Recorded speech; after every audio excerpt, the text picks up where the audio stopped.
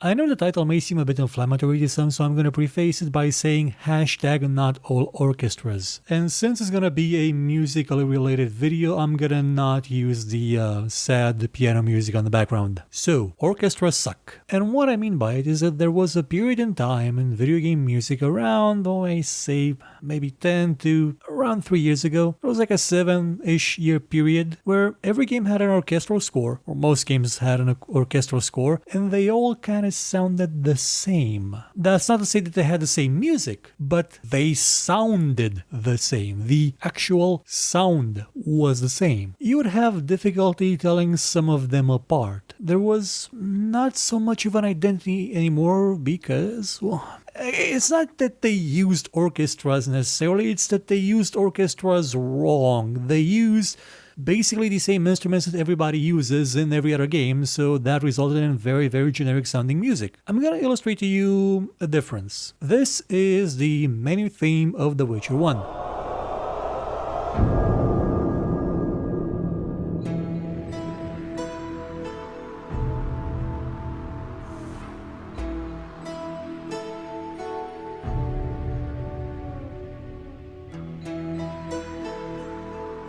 Memorable, superb, excellent, exceptional. This is the menu music of The Witcher 2.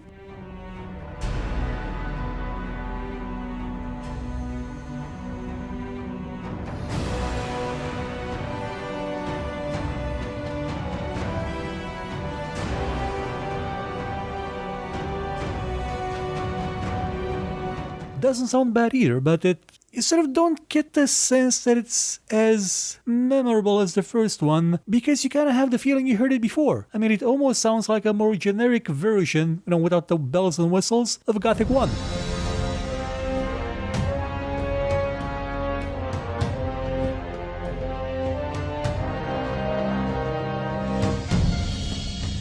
Now, this issue did not affect all video games, because not all of them use the same kind of music or use it in the same way. But you kind of saw it a lot in the action game, usually the high-budget action game. Even shooters had it. You saw it in a lot of fantasy video games. And some people would say, oh, it's because Inon Zur's music is kind of meh. Well, no, I wouldn't say it's meh. He actually made some really good music, but the people that tried to imitate him, because, Dragon Age was big back then, they boiled into generic a lot. Into music that sounds like it would be from a fantasy RPG or from a action game where things happen. It's not tailored to the experience, to the world, to the actual game. It doesn't feel like it is, because you can't really tell for sure if it's from one game or another. They intertwine, they intermix, and personally that is a bit annoying to me, and this is something completely subjective. The music isn't bad. Not saying it's bad, it's just that it doesn't feel unique. It doesn't have soul. And not soul in the sense of soul music, though. How often have you seen soul music as the background of a game? It doesn't happen often, does it? Game is boiled down to big type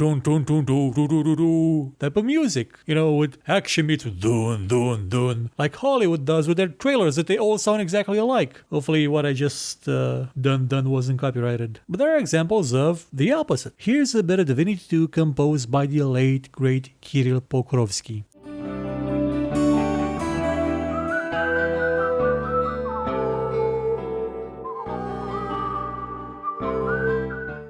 That doesn't sound like anything other than Divinity, does it? It's got a whistle in it, for God's sake. A whistle. Or here's Under the Shadow of an Oak from King's Bounty: The Legend by Linda Lebros.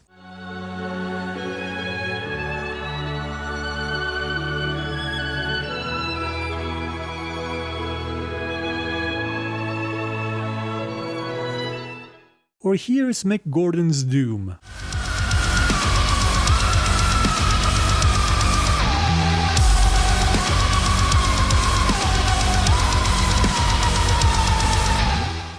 They sound nothing alike, do they? You cannot really mix them up with anything else. They have identity. They have soul. They have music with rocks in it, if you will. And I would say it boils down to instruments. When you use the same instruments, because most orchestra music in video games does tend to favor the same kind of instruments, the same kind of patterns of instruments at least, you tend to get music that sounds kind of the same, even though it is, in all other ways, different. It's, they even pace the same mostly. I gotta say that's a shame, because music used to be so varied. I mean, it still is varied in video games. As I've said, it was a thing where kind of all the music sounded the same to me. That sort of started to dwindle out in the last couple of years, where it seemed that there's been a resurgence of people realizing, oh yeah, there's other styles to make music. It's sort of like the graphics thing, where pretty much every fantasy game looks like World of Warcraft. We talked about this on the podcast with Heroes 2. If you ever got an hour to spare, check that out. It's very intriguing. We get into a lot of subjects that are not about Heroes 2, like music. What I would say helped us move away from that period is kind of honestly the mania with the 80s that's been going around in the last couple of years. It's brought synth back in a big way. It's brought electronic music back. Remember when games had electronic music in them? Remember the soundtrack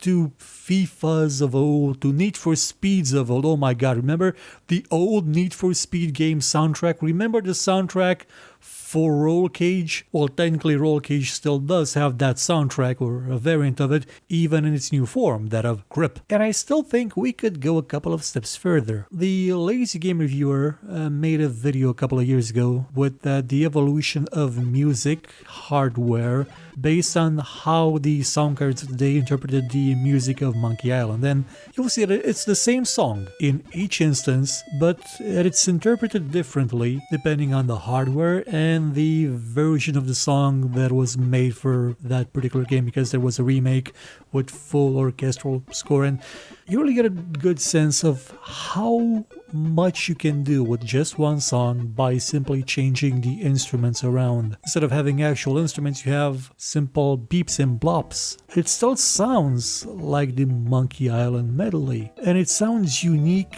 each time, but it's the same song. And that's due to the instruments, to the different types of sounds used to recreate a song. And we could still use a lot of different instruments to make video game music. I mean, The Witcher 1 had a sort of bagpipey type of thing in its soundtrack. That's an instrument that you will not find in, I don't know, something like Dragon Age, for example, because it's made in a country where that instrument exists, where it's being used, or was used, or I don't know. Music has a very, very rich specter of sound, of instruments to choose from. People in my country sing with leaves. They put a leaf between their teeth and sing with a leaf. You're gonna see that in a video game soundtrack? Probably not. People sing with spoons. You're gonna see that in a game? No. But why not? Well, for one, nobody makes... Well, there are games being made here, and some of them are starting to be a bit more local and not gigantic productions made by Ubisoft in 5 different countries. So maybe we'll get to the point where you will hear music that's sang from one of those gigantic horns, or from a pan flute. Not a lot of pan flutes in video games, are there? At least you have the ocarina with one game, and it's even a plot device, which was a really smart thing to do. And maybe that's kind of a request of mine, it's a bit extreme. I mean, who's gonna put a leaf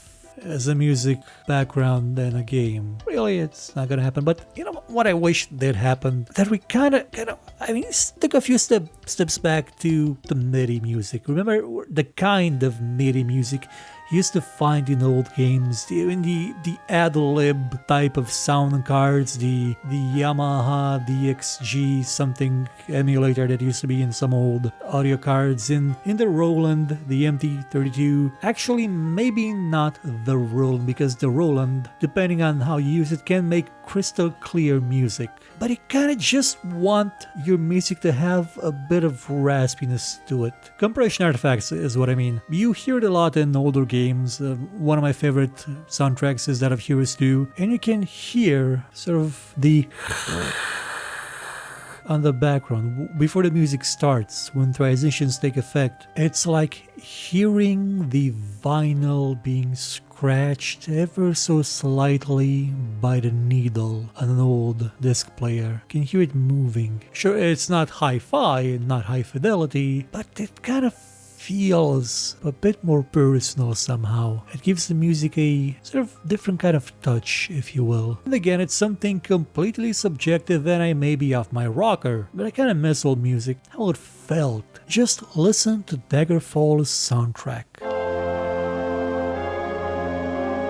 There's nothing in Skyrim that comes close to that in terms of mood, in terms of...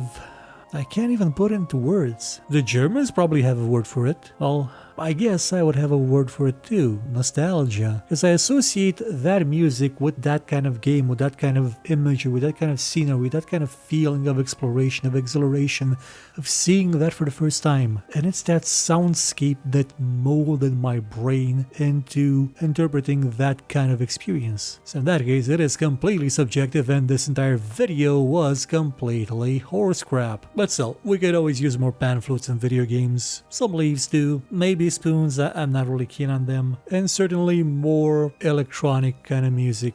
I mean, remember Ozar Midrashim from Soul Reaver? That wasn't even made for the game, but you gotta admit, nothing sounds like it. Nothing. And that helped give that series a personality that, well, you really don't see music do much for many other games. And it should. It really should. Or Hell March. You know what Hell March means, it's Riddler time. But truth be told, whenever I listen to this,